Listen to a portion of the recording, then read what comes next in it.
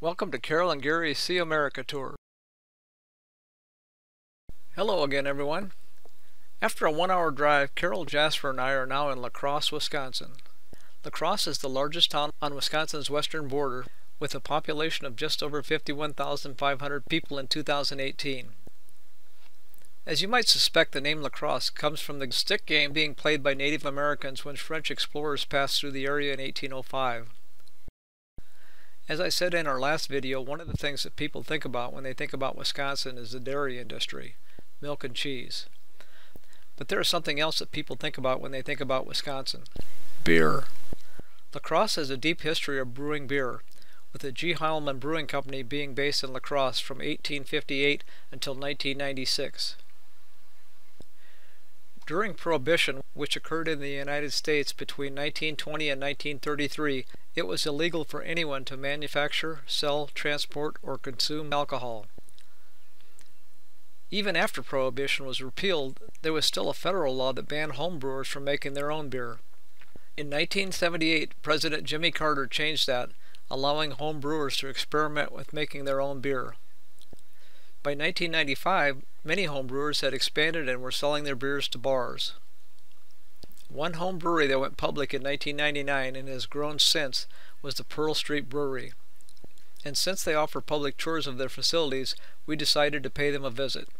The Pearl Street Brewery got its start in the basement of a bar in LaCrosse in 1999. Today, the Pearl Street Brewery produces approximately 7,000 barrels of beer annually. Our tour guide gave us each a beer glass with the Pearl Street Brewery emblem on it and then walked us through the brewery while explaining the process. The first step in the brewing process is called malting.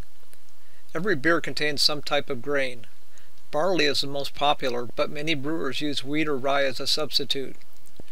During the malting phase, grains are dried and then run through a mill that cracks the grains open. By opening the grains, the enzymes are isolated and ready for the next step. The second step in the brewing process is the mashing step. This is where the malted enzymes are combined with 150-degree water. Soaking the grains in 150-degree water releases the sugars into the water and makes it ready for fermentation. This process usually takes 1 to 2 hours.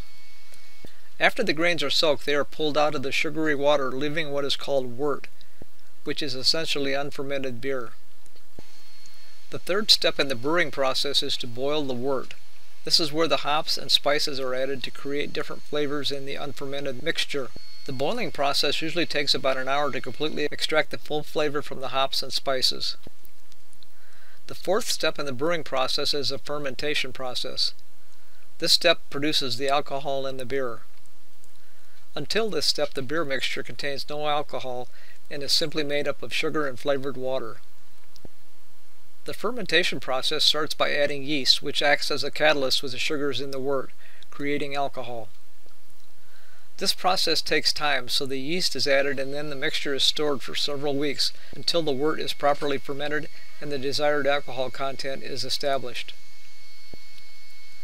The fifth and final step in the brewing process consists of bottling and aging. Some beers are carbonated. This can be done in several ways, but some brewers choose to allow the bottles to carbonate naturally through the fermentation process. Others add carbonation during the bottling stage. Most everyone has heard of the House on the Rock near Dodgeville, Wisconsin.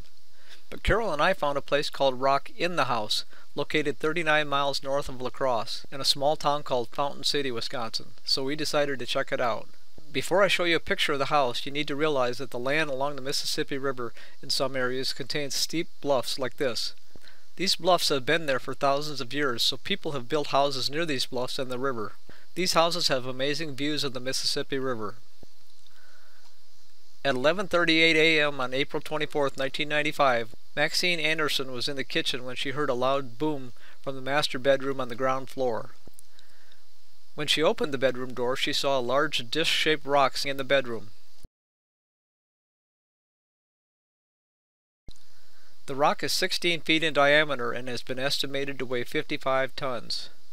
Pictures taken after the incident are on display in the living room, showing the rock's path down the hill.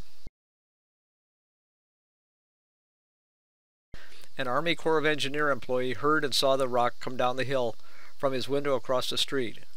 He rushed to the house but found all doors jammed except the kitchen door.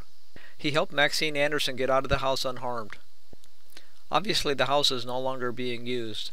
A local real estate investor bought the house and placed a box on the front porch. Price of admission to see the house is $2 per person, but it's on the honor system. No one's there to make sure you pay your admission.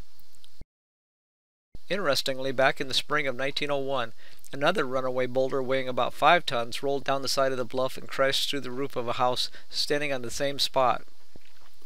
The homeowner, a Mrs. Doubler, was killed instantly while she lay in bed. Her blind husband, who was in the bed beside her, miraculously survived. This does it for our third stop in Wisconsin.